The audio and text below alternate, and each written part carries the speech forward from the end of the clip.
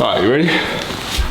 Let's go. Alright, what is going on, guys? My name is Kenji and welcome back to my channel. I hope it's not the first time you're watching one of my videos, but in case it is, I'm a fourth year medical student and previous biomedical scientist studying at King's College London. Distracted you. Bro, you guys are the best one I'll take. And I've got a special guest here with me today, which is... Hello, my name is Mohammed. I'm a core trainee working in London. I make YouTube videos on the side. And I'm going to be asking him a few questions about what it was like being a doctor. Like, you've been a doctor for 3 years now, going into your fourth year? 3 years, going into my fourth year. 3 whole years. So I'm going to ask him some deep questions relating to what life was like as a doctor and a surgeon in the future as well. Do I need my stethoscope? You probably do, man. Should I go get it? Grab it. Starting off, so what was it like when you first started off as a doctor? So I'm going from like 5th year medical school to like full-on fledged doctor. What was that transition like for you? Okay, so I mean, I didn't notice a huge difference. Okay. I'll tell you that. Why? So Why as an F1 in the United Kingdom, it's your first year on the wards. You're extremely protected. Okay. So technically you shouldn't be doing anything independently, but you do on calls and things where you're supported and you always have someone to ask for help. Okay. You've got your immediate senior, which is your senior house officer, your F2, CT or CT2. Okay. And then you have your registrar to call on, and if you're really stuck, you can call your consultant. Certain consultants are really friendly and they want to be called about certain things. So I never felt, you know, that I was beyond what I could cope with because I was super supported. I think I was quite lucky for that because a lot of people didn't have that experience. Okay. The second thing that really helped me was that I did my elective in Cape Town in Kailicha Hospital. Yeah. Where I literally, that's where I felt out of my depth. Yeah, that was a sick video still. I did trauma calls, I did advanced trauma life support, I did advanced life support, I was doing a Maddest suturing, I was diagnosing TB, I was doing lumbar punctures, I was doing lumbar punctures as well? Bro, I did over 12 lumbar punctures in my fourth year when I was on elective. What? And yeah, so that experience as a whole, diagnosing pneumonia, diagnosing all of the common medical problems and doing all the surgical sort of trauma stuff, meant when I came into F1, it was calm. It was so calm. It was so calm. And it was so beautiful because I would go into a scenario and everyone would be mad stressing, and in the back of my head, I'm like, at least this guy's got a pulse. At least this guy isn't bleeding out. That's a good sign. At least this guy hasn't got like a stab wound to the chest. Okay. That was now my baseline for when you should stress. Right. So then I would come to a scenario and I would literally go through my A to E assessment and, you know, starting off, it was literally just about the process. Okay. And now when you start off as a doctor, you always get told that under pressure, you won't think properly. Yeah. So you need to trust your systems, which is why we have the A to E system, which is why we have the advanced trauma life support system, the advanced life support system, the basic life support system. Yeah. Whatever it is, you have a system in place. You just need to trust your system. That's true. And then just go with it. Okay.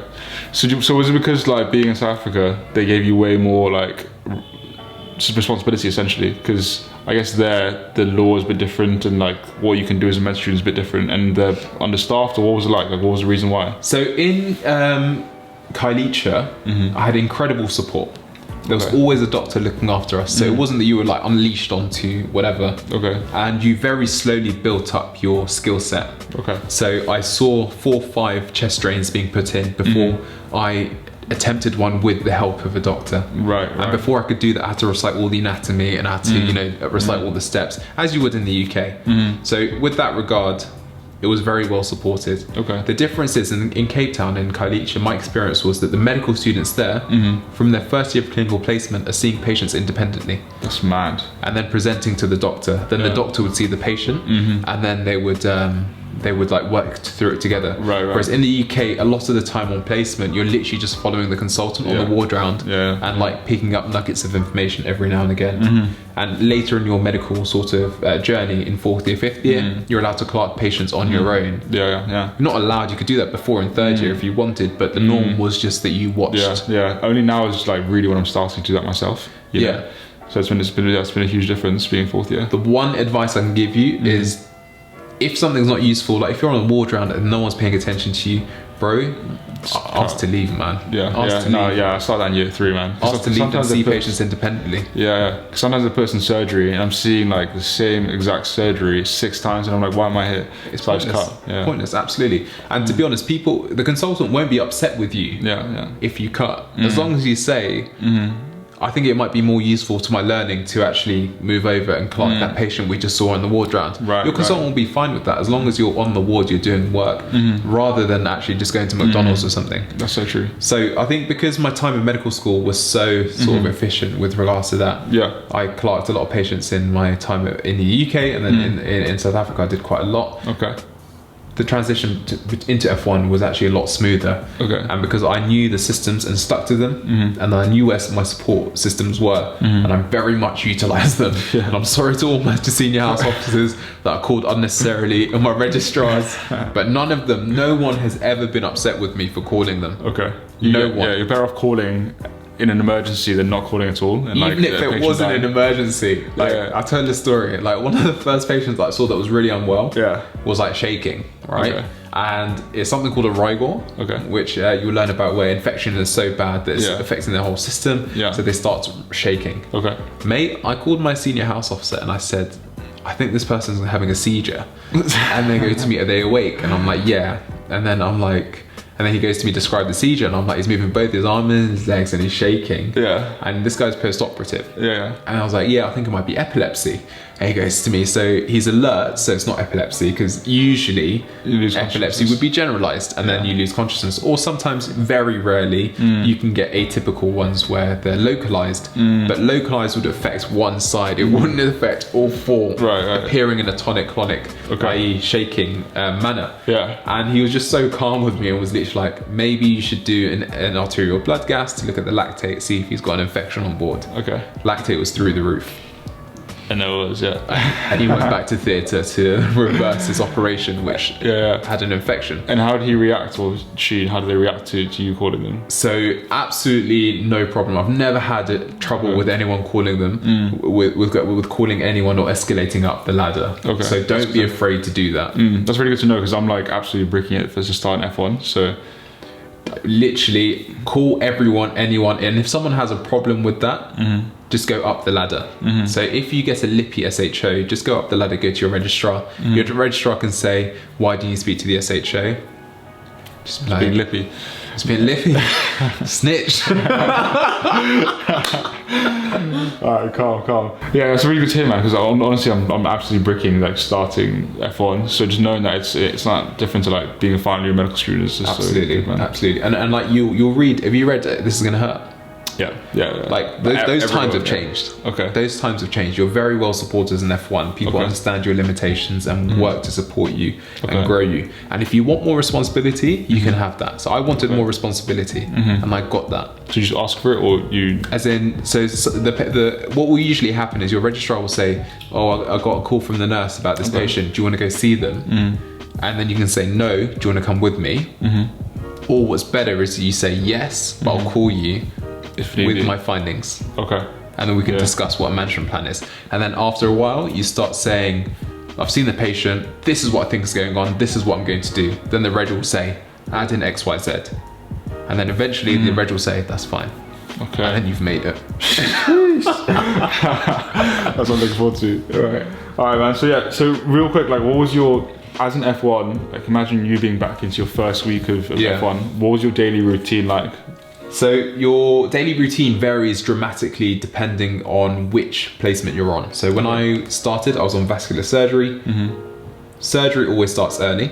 We started at 8 AM, our ward round, and I was expected to turn up before my working hours to do the list, put the bloods on, all of that. So I'd usually come in 45 minutes beforehand to get all of that. What do you mean? What do you mean by the list? Like, you don't know what the list is. So most surgical firms operate off a list of all the patients that they see, and it's not electronic. Most of the time, it's a Word document that's saved on a desktop that an F1 has to sit down and then copy bloods, latest scan results, and the latest plan from the ward round. onto this list, and then this is the guide that the registrar, the consultant, everyone uses in handover, and also that you use throughout the day to see sick patients. And things so like it's all the jobs basically need to be all the jobs, all the latest results, labs, scans, everything would be on this list. So I had to come in early to prepare the list. I then would run around on the ward round writing what the consultant says. So on EPR or?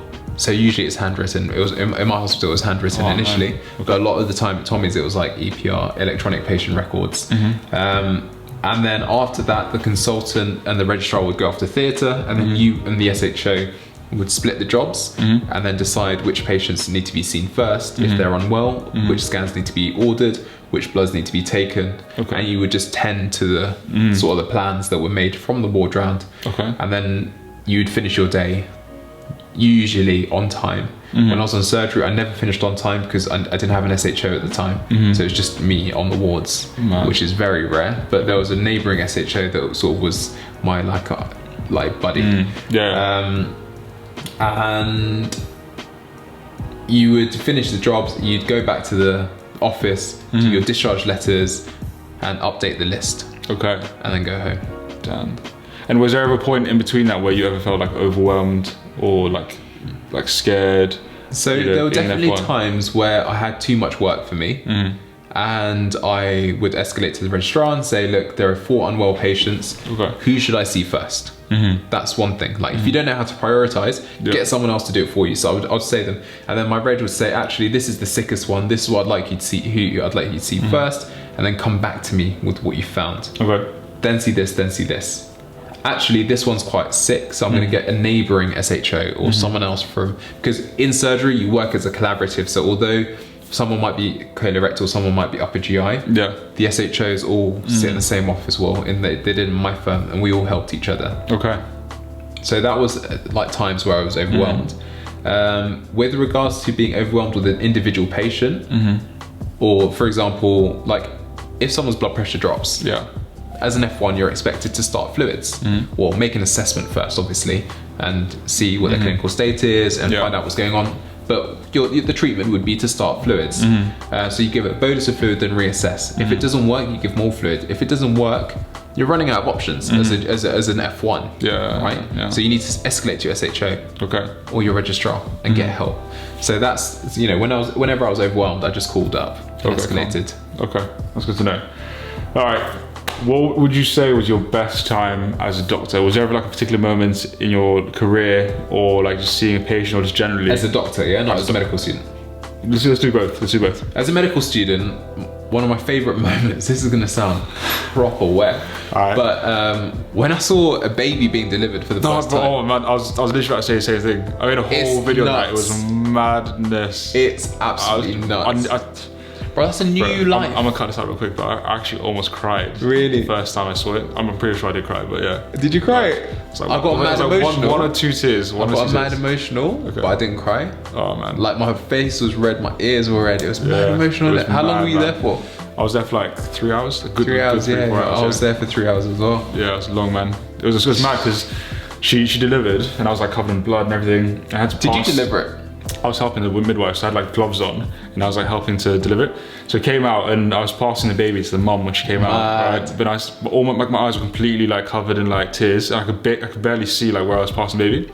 So I was just like trying to hand it to like wherever I could see, and yeah, it was proper emotional, man. That's mad. Like, madness in my life. Bro, that was genuinely one of my favourite moments. Okay, what about being a doctor? Being a doctor, I've had so many good moments, but what my best moment was, there was one patient that I had a fantastic relationship with.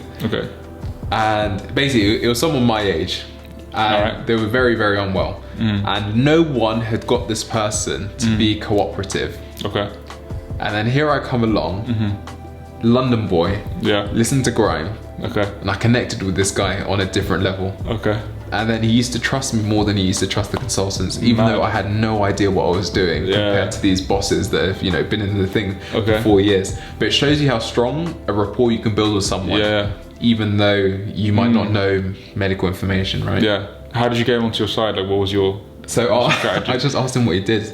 and this guy is a DJ. Yeah. And then I was like, yeah, I love grime music. This is this. He's literally like, bro, that's my thing. I was just like, let me hear one of your mixes. We heard one of his mixes. Mad. And then from that point on, he needed a treatment every single day because he was very unwell. Yeah. And it was a very complex thing. Yeah. And I learned how to do it. Okay. And then every single day, it was literally like, Mo. So like, SHOX, you'll do the discharge letters, you'll do this. Mo, you go to this person, I do this and this. I was literally like, perfect.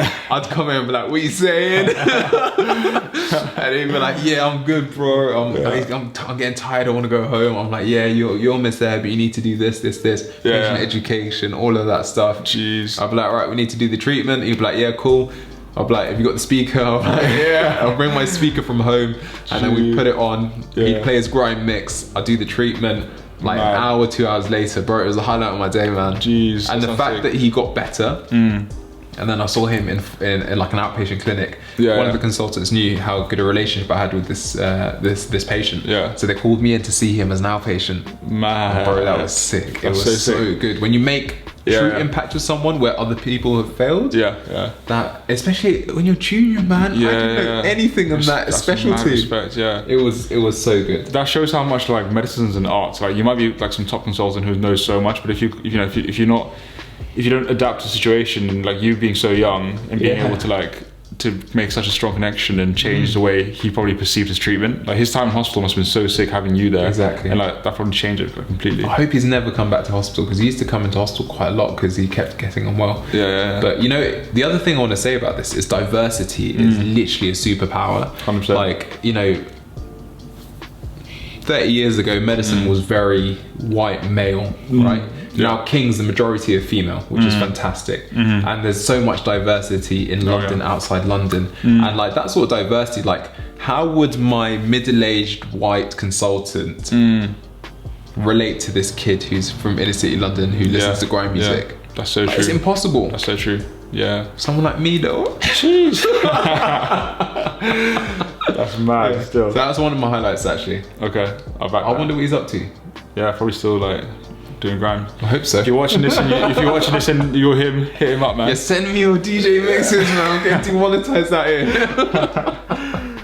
Alright, on the flip side to that, what was your worst time as a doctor? Was there a moment where you're just like, this was a really bad day? Or like bad moment? I've had so many bad days, bro. Okay, hear us all, man. I've had a lot of bad days, but a lot of the time I've been very blessed with people around me that listen, and I'm able to reflect on the moment and truly process it. All right. I think one of my bad moments would be when I was in F1.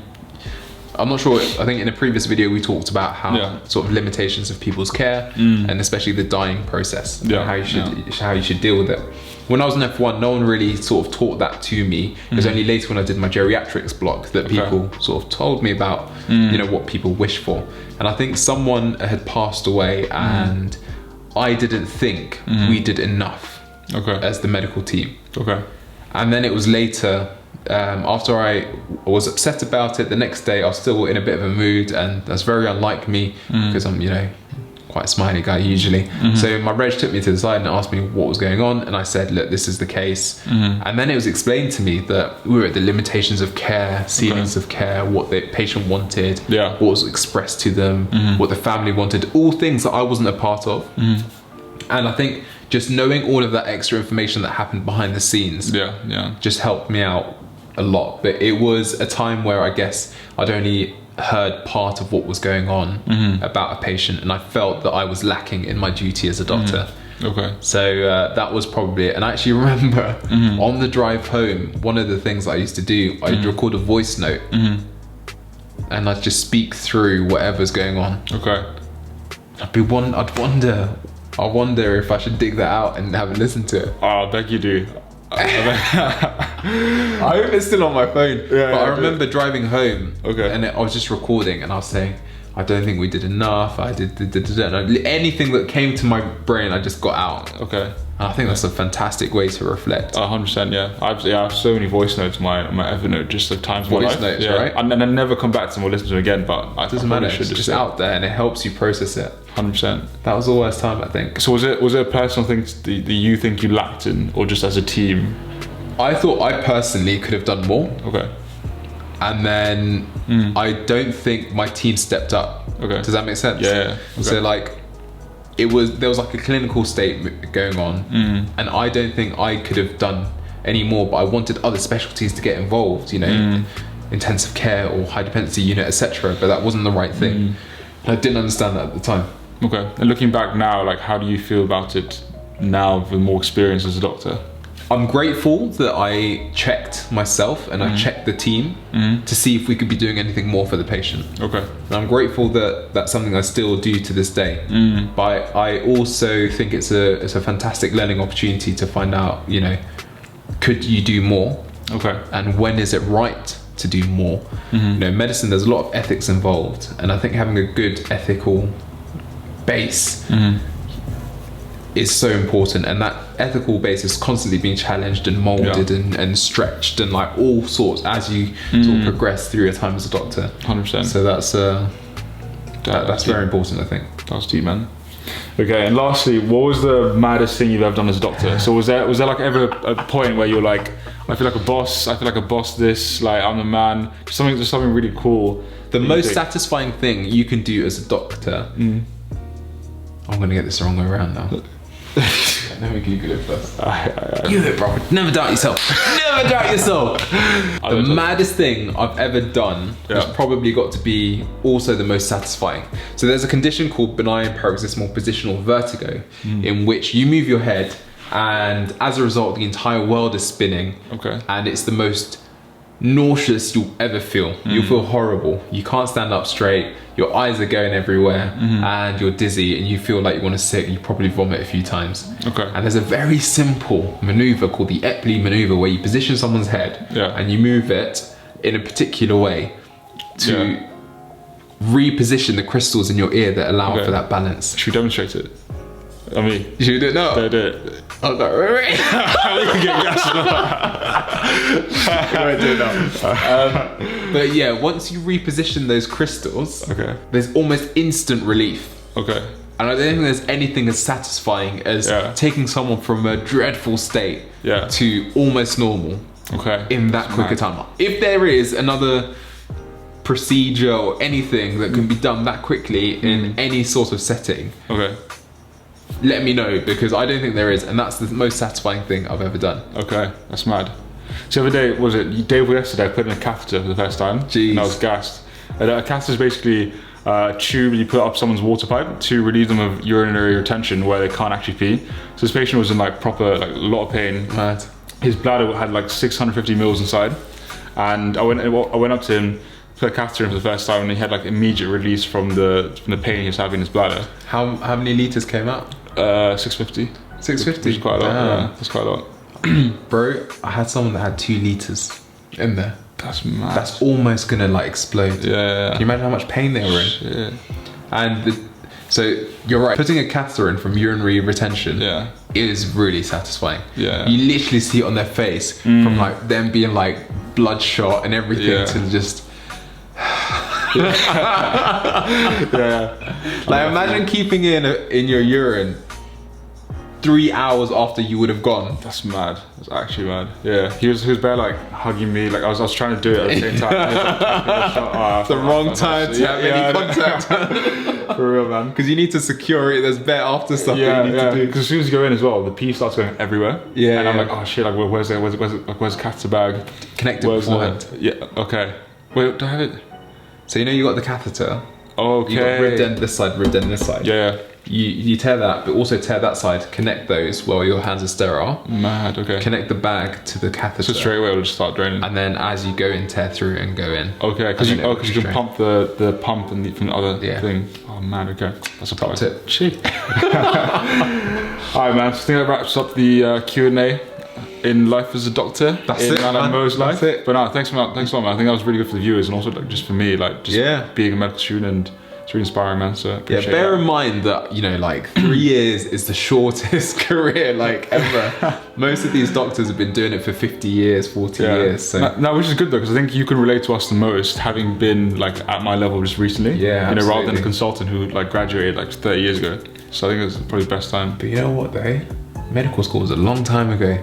Yeah. 3 years as a doctor doesn't feel like 3 years as a doctor. Really? Like the things you see, the things you do, it just flies past. That's true. That's true. But yeah. No, but thank you for having me. Thanks very much, man. I appreciate it. So we'll be doing some more videos up on Mo's channel. Absolutely. AKA ThatMedic. So make sure you go check him out, and we'll see you guys on his channel. Peace. See you later. Cheers. Was that good stuff? Yeah, that was really good content. Honestly, I guess that's gonna bang. Good content.